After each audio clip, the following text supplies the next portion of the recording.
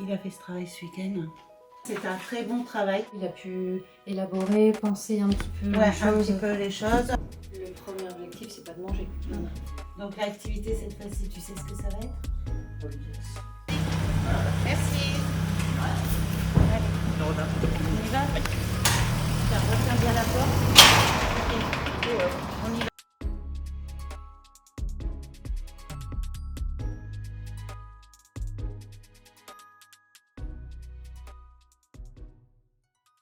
Alors, je suis famille d'accueil depuis 5 ans et j'accueillis à peu près une dizaine d'enfants, de jeunes de 14 ans à 18 ans. Être famille d'accueil pour la PJJ, c'est aider des jeunes, de les faire grandir aussi. On a besoin d'être à leur côté aussi. Ça reste des enfants.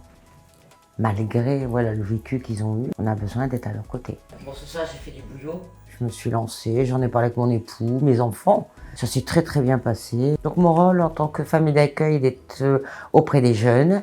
Le matin, par exemple, préparer leur petit déjeuner avec eux, les réveiller le matin, les aider à préparer leurs affaires pour partir, leur donner quelques conseils vestimentaires et partir à l'école tranquillement, les rassurer surtout et leur bien expliquer qu'on est toujours là pour eux en cas de souci. Pas hésiter, moi je dis qu'il faut travailler avec eux et puis moi depuis 5 ans, exemple, on n'a jamais eu un jeune qui a été violent avec, que ce soit avec moi, avec mon mari ou même avec mes enfants, jamais.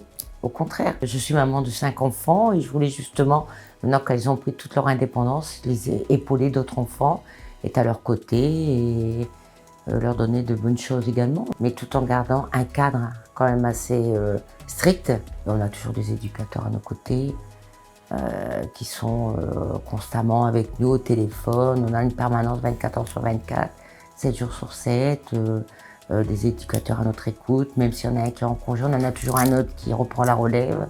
Pour ça, on n'est pas seul. Voilà, on n'est jamais seul, on a toujours quelqu'un avec nous. Comment ça s'est passé cette semaine? Il est allé au cinéma ce week-end, il a respecté les horaires. Et vendredi, il a fait sa chambre, comme d'habitude. Et il travaille du coup l'autonomie. La psychologue nous accompagne régulièrement, ainsi que le jeune. Notre plus grande fierté, c'est quand on a un jeune qui part et de se dire, bon bah voilà, on a abouti à quelque chose. Et ça, on est fiers quand même de ce qu'on a réussi à faire avec lui. Parce que c'est pas gagné pour tout le monde. Mais c'est vrai que ça, c'est une plus grande fierté. Parce que je me dis qu'ils ont le droit à une deuxième chance. Donc on est justement là pour les aider, pour les épauler. Il ne faut pas se bloquer sur les faits.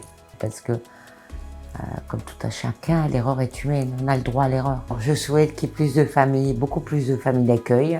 Je leur souhaite d'essayer. Et c'est une très très bonne expérience que moi-même j'ai vécue pendant 5 ans. Et franchement, il faut tenter. C'est super. Ce qu'on va rechercher chez une famille d'accueil, c'est ses qualités relationnelles, son écoute, sa bienveillance, sa tolérance. Alors, nos familles d'accueil viennent de tout horizon, hommes, femmes, en couple, célibataires, habitant à la ville ou à la campagne. Pour devenir famille d'accueil, il n'y a pas besoin de formation préalable. Les professionnels de l'équipe seront là en soutien pour accompagner les familles d'accueil tout au long de la prise en charge. Les familles d'accueil perçoivent une indemnisation à hauteur de 45 € par jour. On épaule ces enfants, on les aide et on sert à quelque chose. On reste leur deuxième famille, entre guillemets. On ne sera jamais leur propre famille. Mais on est là pour les aider. Et ça, c'est merveilleux. On est à un moment dans leur vie.